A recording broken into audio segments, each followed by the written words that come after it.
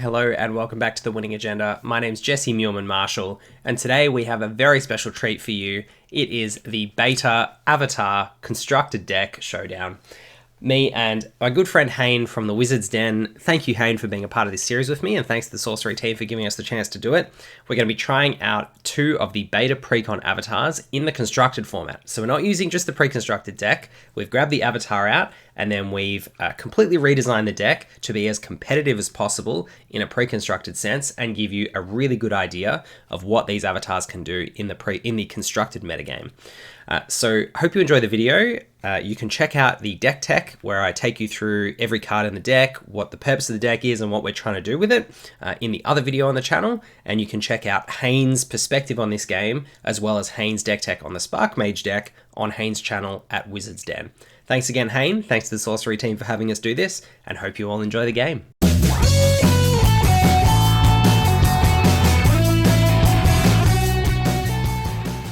Hello everyone and welcome back to The Winning Agenda. My name's Jesse Muehlman-Marshall, and today we have the very exciting beta preview games. I'm going to be playing the Waveshaper, probably my favorite avatar from the beta precons, one of the avatars that we didn't see in alpha, and our good friend Naoki, aka Haine from Wizard's Den, is going to be piloting a Sparkmage deck. Ooh, should hold that up the right way. Sparkmage, there we go. So we're not actually playing the precons, but we are playing with the precon avatars. So this is a way of showcasing the way that the new precon avatars can integrate with the existing alpha and beta card pool in the constructed format to create some pretty awesome gameplay. And, you know, give you a chance to rival some of the best decks in the format. So I'm playing a Waveshaper deck, which is pretty much mono water, and Haine is playing a Sparkmage deck, which is pretty much mono air. So what we've got in hand here is a Tufted Turtles, Captain Baldassare, and Unland Eel, and then 2 free cities in a floodplain. So that's a pretty good start on the site side of things, and it's also a pretty good start on the spell side of things with 2, 3, and 4 drop. So we've got a floodplain, which we're thinking about playing first, but I think, yeah, free city first, just to get that down underneath our avatar to stop any kind of grapple shot attack shenanigans from Haine, since Haine is playing air. And then we've got turn 2 Unland Eel, turn 3 Tufted Turtles, turn 4 Captain Baldassare, which is not too bad as far as water goes. You know, we don't have the acceleration that Haine deck gets here from the tower into a turn 1 Spectral Stalker, but we do have some options for trying to play out some minions every turn, which is nice. Considering we went first, we're not really too far behind. We've got a minion straight away to deal with that Spectral Stalker, which is cool. And we're playing that Submerge so that Haine doesn't have the opportunity to kill it with the Spectral Stalker. And the reason that I've done that is that I've got the Riptide here, which is kind of the combo to allow me to kill the Spectral Stalker for free. So if Haine actually attacks the floodplain here, I might just take the 2 and then next turn Riptide the Spectral Stalker onto the free city by flooding the free city with the floodplain. We'll see whether that works out, but even if it doesn't, then I'm likely... So if Haine doesn't attack, then that's also kind of good for me, and I can just play the Tufted Turtles out. Losing the Unland Eel would be a little bit worse. Like, maybe you might think, well, you can just kill the Unland Eel, kill the Spectral Stalker with the Unland Eel, but if I get to kill it with the Riptide, then I'm not really killing it with a card. Like, I'm getting card advantage out of that, because the Riptide replaces itself, because it has that draw a card effect. So Haine he does attack the Spectral Stalker into the floodplain, and then we've got the Phase Assassin coming down, which is not exactly what we wanted to see for the floodplain Riptide play, because then it leaves us with a kind of bigger minion that we have to deal with. But we'll see what we draw here and see if we do go ahead with that.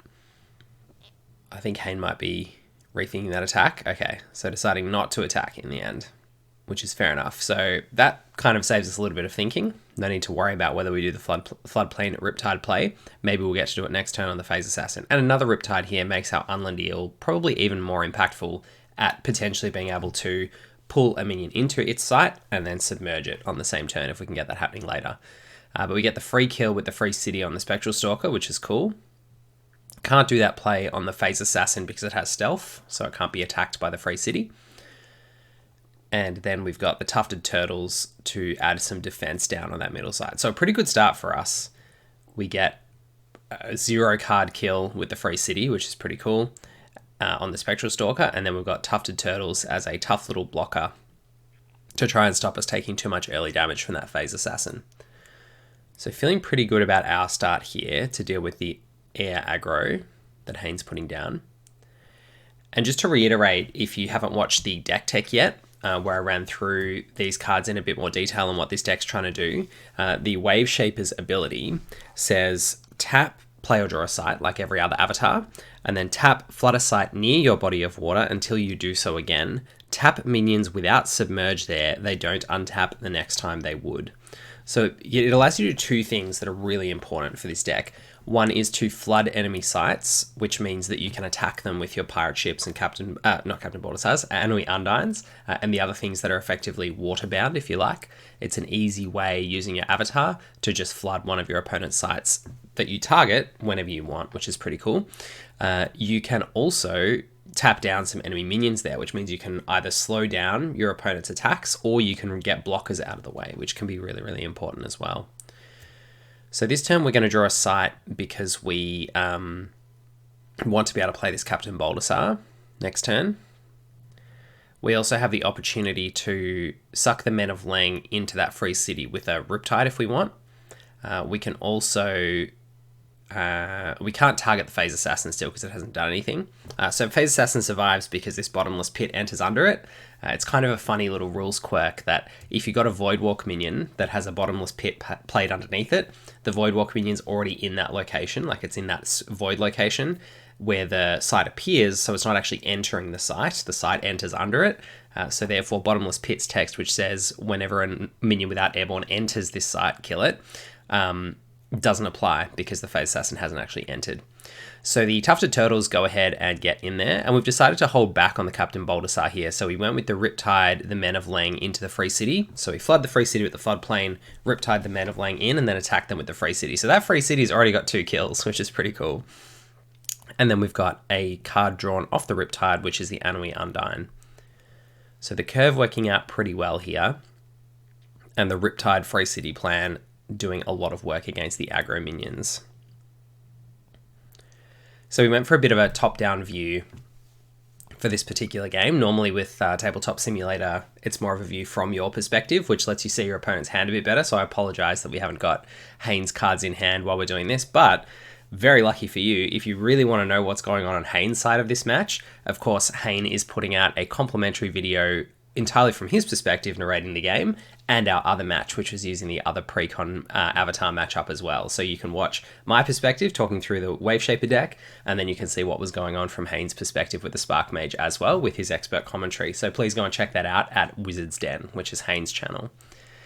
And I do want to say at this moment, while we're seeing Haine thinking about what to do with this extra mana from the Gothic Tower here, so up to 5 mana this turn, I want to shout out to Chase and the rest of the Sorcery TCG team and Simon, who managed to firstly get us the precons early enough that we can make these videos of our deck techs in person using real cards, which is pretty cool. But also to Chase for getting Haine and I linked up and getting us doing this cool video series, because it's been one of the most enjoyable things I've done in Sorcery. So thanks Chase for that, and the rest of the Sorcery TCG team for supporting us and getting us involved. So Haine's playing out a Poisonous Dagger, which is pretty cool on Sparkmage, because Sparkmage, of course, has this ability to tap and deal damage equal to the number of air threshold that you've cast this turn. And if it's got Poisonous Dagger, then that damage is always going to be lethal. So that's a pretty neat little combo that I'm going to have to watch out for. Phase Assassin gets in and attacks that bottomless pit. And the Phase Assassin has lost its stealth now, so that's what Haine's marking there. So the Unland Eel still sitting there under that site, probably could have unsubmerged it last turn, knowing that I had the Riptide. So even if Haine went for the kill with the Phase Assassin for free to kill the Unland Eel, I could have Riptided the Phase Assassin off into any of the 3 dangerous sites next to it. But I've chosen to keep the Unland Eel there, so we'll see whether that works out for me. So probably going to tap and play a site here with the Waveshaper this turn, I imagine, just to keep that mana development going. Anui Undine not looking amazing at the moment because our body of water is not particularly contiguous on our opponent's turn. Floodplain can kind of hold together 3 water sites if it floods the one in between the Undertow and itself, but that's only on our turn. So we've opted not to play the Undertow underneath the Spectral Stalker, which we could have done there. So we could have played underneath the Spectral Stalker and the Riptide at that, but instead we've gone with the play it underneath the Phase Assassin, then Riptide the Phase Assassin into the bottomless pit. And then we're going to attack with the Tufted Turtles, and we haven't got really enough mana to do anything else, so we'll just unsubmerge the Unland Eel. And it's a pretty tough ask for that Spectral Stalker to be able to now attack us. That's one of the good things about not playing the Undertow underneath it, is that if I'd done that, it would have had a place to attack immediately. So I would have only done that if I was planning to Riptide the Spectral Stalker, but because I had this plan to use the Undertow to push the Phase Assassin to then pull it back in with the Riptide to the bottomless pit, I wanted to leave the Spectral Stalker in the void, so that the only clear path that it had to come and attack me was the bottomless pit, which it can't do. So it's going to have to go the long way around, either via the lone tower in the middle there on site 13, or around the edge of the board onto my Undertow, which is where Haine's going to go now. So Spectral Stalker heads around the long way, and we're still keeping our life total nice and high at 17 here, which is nice. Next turn, we're looking at being able to play Captain Baldassare. And as I said, I'm not sure exactly how many cards Haine has in hand at this point, but I feel like we've got through a few now. So if we can, anytime you can have Captain Baldassare survive an attack is a pretty good time. So we're going to play out a Autumn River, or a Summer River, sorry, completing our set of water sites, or of sites rather, along the middle of the board. And we have seen an Anui Undine on top, which we're going to put away, because this isn't really an Anui Undine board. It's more of the Riptide side of our deck, which we've thankfully drawn a couple of so far. Benefits from this kind of board more. We'll eventually get to the point where Anui will be good, but it's not. We don't need another one right now. We need some other action. So we've got Captain Baldassare down right on the edge of the board there, far enough away that the Sparkmage can't just murder it next turn, unless Haine has a blink or something, which would be annoying. And then our Unland Eel is going to run away from those Skirmishes of Mu. Because Skirmishes, of course, can move up and shoot at the same time with a range strike. So if they were to move up from their current site onto site 13, they would also be able to range strike that Unland Eel where it was, which is not what we want. Free kill on the Unland Eel. We'll retreat rather than allow that to happen. So if Haine doesn't deal with our Captain Baldassare here, the equation is that Captain Baldassare is going to threaten to effectively draw us 3 cards, which is super powerful. It's one of those things where it's got a really powerful effect, but only if you can keep it alive for a turn after you play it and then attack with it. And we've kind of engineered a situation against an aggro deck here where we've weathered the early storm, or most of it, and we might actually be able to get in with Captain Baldassare, which would be a huge swing in our direction, getting 3 free cards off the top of Haine's deck. Haine's got a pretty low curve deck from what we've seen so far, so that might be, 2 or even 3 spells that we can play, which we're effectively getting for free. They're not coming from cards in our own hand. So the Sparkmage comes in closer to threaten the Captain Baldassare. The Skirmishes of Mu moves up, doesn't get to shoot anyone, so that's another turn till that's going to be particularly effective. And then a Skirmishes of Mu comes down there. So lots of skirmishes now in the mid-game here, threatening to pick off our minions pretty easily if we're not careful. All they have to do is move and they get a free range strike. So they can move, attack us, or move and attack something else, and then range strike at the same time. So Unland Eel, not exactly what we want to see here. We're going to use the Waveshaper's ability for the first time. So that's exciting. Waveshaper, getting in there. And it's going to tap down that Skirmishes of Mu and mean that the Skirmishes doesn't untap during Haine's next untap step. Then Captain Baldassare is going to move up and attack. And we're going to get 3 spells off the top. And then we're presumably going to use this Drown to take care of that other Skirmishes, because that Skirmishes of Mu on site 13 is currently threatening our Captain Baldassare, because Haine can move up onto the site where the Sparkmage is and shoot the Captain Baldassare, which is another site over. So we're going to have to kill that Skirmishes of Mu this turn, which really leaves us with only another 3 mana, which is a bit of an awkward number, because we've got a 4-cost Guy Hippogriffs and then 2 2-drops in there. In the lot from Haine. So we're going to have to think about what we want to do here. We could, of course, play the Guy Hippogriffs and attack the Skirmishes of Mu as another removal option. And then we could play one of the 2-drops, say the Men of Leng. That would be not too bad. So we'd be going Guy Hippogriffs, attack skirmishes, and then Men of Leng like on our free city, which would then be threatening to attack the Sparkmage and make Haine discard a random card next turn. And that would also be a removal spell, or using Haine's Guy Hippogriffs as a removal spell, rather than using the Drown in our hand, which then gives us a bit more card advantage from the Drown. So it looks like we may not have seen that play. Let's see. Are we going to use the Drown, or are we going to use that Hippogriffs? Now we're going to use the Drown. So error from me there. Didn't take full advantage of the Captain Baldassare in a way that I could have. So we're down 1 Drown. And then the floodplain is flooding that tower, as Haine's indicating there with a flood token. And then the Tufted Turtles is going to attack as well. So we've got a little bit of pressure, actually. These turtles have done a fair amount of damage. For a rather innocuous little 2-power minion, I think they've now done 6 damage. Well, they might have done all 8, actually. Oh no, Captain Baldassare's done a couple as well.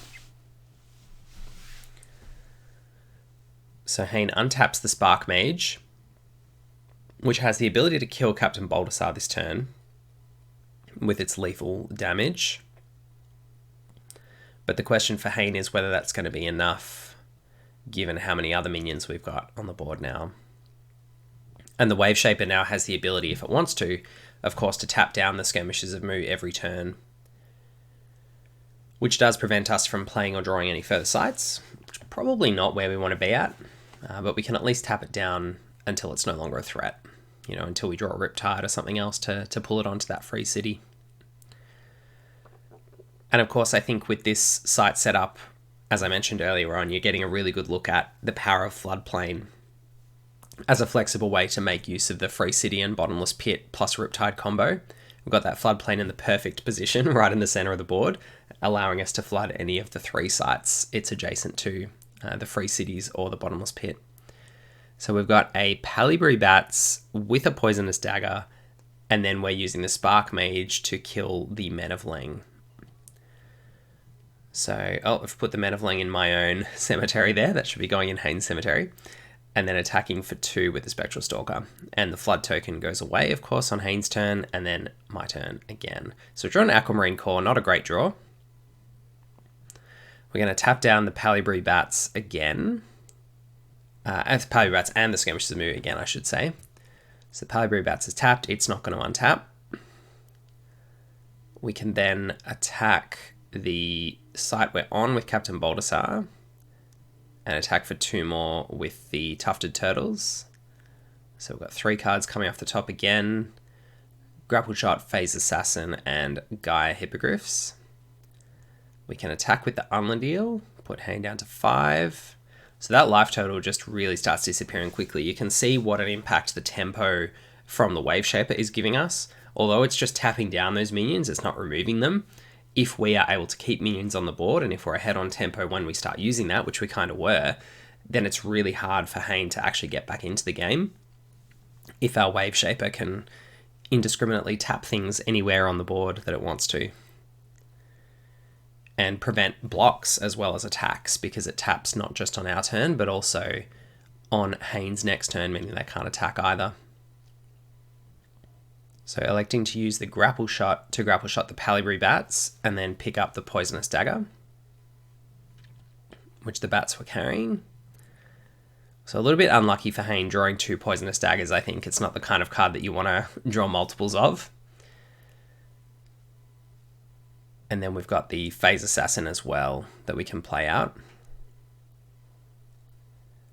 thanks to the Captain Baldassare. So Captain Baldassare again that turn, getting us 2 cards of card advantage, which was just huge. So now we've got the Unland Eel with the dagger, we've got a Phase Assassin up the back. It's going to be very hard now for Haine to stop us from putting them to Death's Door next turn. And then the question is just, can they get away from us to stop us dealing a death blow? Because of course water has a bit more difficulty dealing the death blow than the air deck does, because air's got Lightning Bolt and other burn spells that can hit me from across the board if I'm at Death's Door, whereas the water deck does struggle a little bit more with dealing the death blow. Particularly if Haine's got a lot of cheap minions that they can play to defend the Avatar. or if the avatar sits on my bottomless pit. So there's a blink from the Sparkmage. So this is sort of a concession from Haine. You know, Haine could have tried to maneuver minions around with the blink and then tried to shoot my Captain Baldassare, for example, with the Sparkmage. But instead electing to try and run the Sparkmage away to safer territory, conceding the Death's Door, which I think is a really smart move here. So yeah, getting onto that bottomless pit, which is hard for a lot of my minions to deal with because I haven't really got any airborne minions from what Haine's seen. So it's really going to take me having a burn spell or something to be able to finish Haine off here at Death's Door. Or, you know, Riptiding Haine off the bottomless pit, for example, but I've already used a couple of Riptides, so Haine knows about that. So the Poisonous Daggered Unland Eel. That site is not currently flooded, so I won't be able to submerge with the Skirmishes of Mu to kill it. Unless I do elect to flood it and do that. But instead, I've gone with 3 damage from the Phase Assassin to get Haine down to 2. And then we're just going to trade with the Skirmishes of Mu. Get them off the board. Move in with the Captain Baldassare attack for the last 2 damage. And then see what we get. So a couple of blinks and a Phase Assassin. And the powerful thing about blinks off Captain Baldassare, of course, is that they're going to draw me cards. So I get the blink effect, and then I get to, which isn't costing me a card. It's net card positive for me, which is just crazy. So it's drawing me cards off my own deck using Captain Baldassare. So I get to blink my Waveshaper in on top of the Sparkmage, which is kind of the one way that I had to threaten lethal next turn to Haine. So that was pretty lucky for me, really. Otherwise, I was going to have to move across with my avatar onto the floodplain. So blink was kind of the perfect hit. And then a Phase Assassin, which I can play there to try and defray a bit of the damage from the Spectral Stalkers. So that's 5 mana. And then I've got 1 more mana because the Aquamarine Core... 2 more mana because the Aquamarine Core. I can cast the Blink because I got 7. And blink the Phase Assassin down and draw a spell, which is a Mix Aqua. And then this Ruler of Thul, of course, is helpful, but if I hadn't had the blink to get my avatar onto the bottomless pit, even Ruler of Thul wouldn't have been able to finish Haine off, because it, of course, can't attack onto the bottomless pit, because it doesn't have airborne. So that is really one of the downsides of bottomless pit to be aware of, that your opponent's avatar can hide on it when they're at Death's Door, and you do have to have ways in your deck to kill them, if they do that. Captain Baldassare blinks off the top of your opponent's deck is one way to try and do it. Haine attacks him with the Spectral Stalker. The second Spectral Stalker we're going to defend with the Phase Assassin, pick it off. Then the Spectral Stalker is going to grapple shot in and kill the Phase Assassin. And that's going to die. It's going to go to Haine's Cemetery. And then tapping the Sparkmage to deal a damage to me. And that's the best that Haine can do on that turn, and I think that's the end of the game.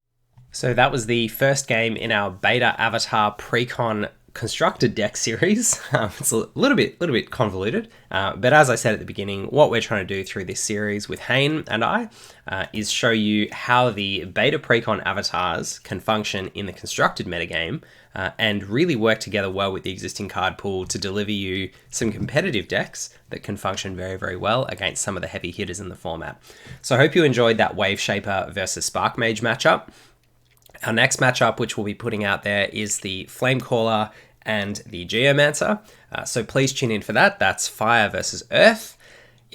They're both really excellent games. I really want to once again thank Chase and Simon in particular for supporting Haine and I to do this, and the rest of the Sorcery team who got behind it as well. And a big thank you also to Haine for being such a great sport and being part of this. I really want to say that even though I ended up winning that match, we played a couple of matches to see, try and get the best out of the decks and the best content for you guys. And the first match that we played, Haine absolutely wiped the floor with me. So don't go away thinking that my deck was superior or that the Waveshaper is better than the Sparkmage or anything. Haine absolutely crafted a deadly deck with the Sparkmage. I just happened to get the jump on him that time, and being on the play really helped. So thanks, Haine, for being such a great sport and being a part of it. Thank you all for watching. Hope you enjoyed. Do check out the deck tech for the Waveshaper. Do check out Haine's perspective of this game from the Sparkmage side, and do check out our other match with Flamecaller and Geomancer. Thanks for watching. I'll see you next time. Cheers.